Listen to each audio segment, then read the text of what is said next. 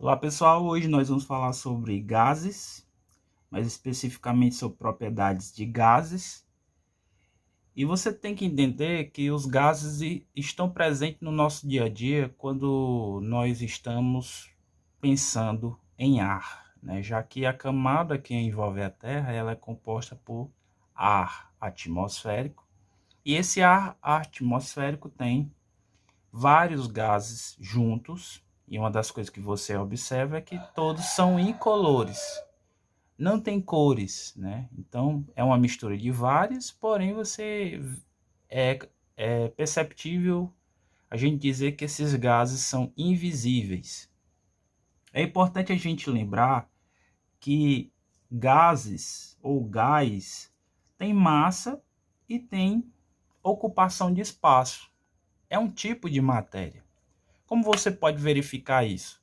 Você pode verificar com um balão ou a bola de encher de aniversário, que normalmente enfeita as festas de aniversário, e com a presença de uma balança, né, aquelas balanças digitais, em que você colocando a bexiga vazia, a balança vai ter uma quantidade de gramas, né?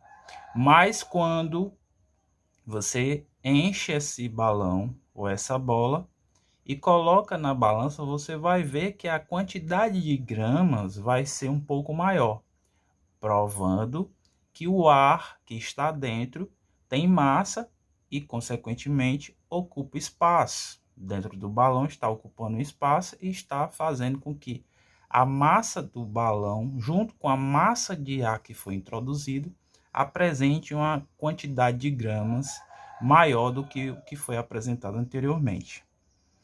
Outra propriedade que a gente tem que observar é a expansibilidade. Vamos imaginar esse desenho aqui, as moléculas que compõem o gás. Então, quando ele é colocado dentro, né, de um recipiente, o gás, imagine dentro da seringa. Então, quando eu puxei o êmbolo, toda essa composição aqui está composta por ar. As moléculas que estão aqui dentro estão espaçadas. No entanto, essa é a questão de expansibilidade, ou seja, ele está com a expansão total do recipiente. Daí, a gente pode provocar uma outra propriedade, compressibilidade. Fechando o orifício da seringa, vou voltar aqui, fechando, e observando que eu posso praticar uma outra propriedade com esse gás, que é a compressibilidade, que é o contrário da expansão, fazer com que a quantidade de ar que estava na seringa ocupe um menor espaço, fazendo justamente o quê? Com que a mesma quantidade de ar ocupe um menor espaço, ou seja, junção, comprimindo todos os componentes moleculares do gás, certo? Expansibilidade, o exemplo aqui, e compressibilidade. Você observou que logo depois que eu soltei o êmbolo, voltou ao normal a nossa questão da seringa e o êmbolo voltou para a posição inicial. Outra característica é a elasticidade, capacidade da matéria voltar ao estado anterior. Aqui é o inicial, expansibilidade, está demonstrando que aqui vai ter gases ocupando totalmente esse espaço.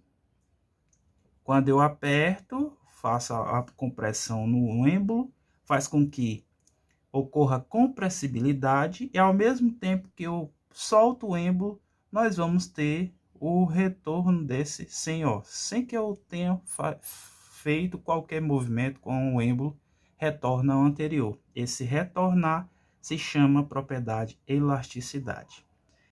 A gente estuda os gases e classifica ele como um fluido, certo? Que é a capacidade de uma matéria ter a capacidade de propagação no recipiente, ou ocupar recipiente deslocando-se, certo? Ele existe outro tipo de fluido que é chamado os líquidos. E aqui eu estou usando o exemplo da água e fazendo uma diferenciação quanto à questão. Vou botar um pouquinho de água e complementar o restante com ar. Olha a diferença. Nós, com água, sempre o fluido, um líquido, ele vai ocupar o fundo do recipiente, certo? O recipiente, vamos supor que o fundo é esse, então ele vai sempre ocupar o fundo do recipiente. Os gases é diferente.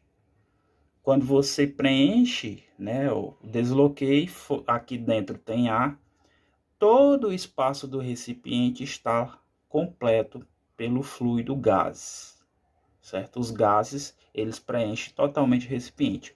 O líquido, você observa que só preenche o fundo do recipiente, certo? Essa é mais uma complementação e diferenciação entre líquido e gases.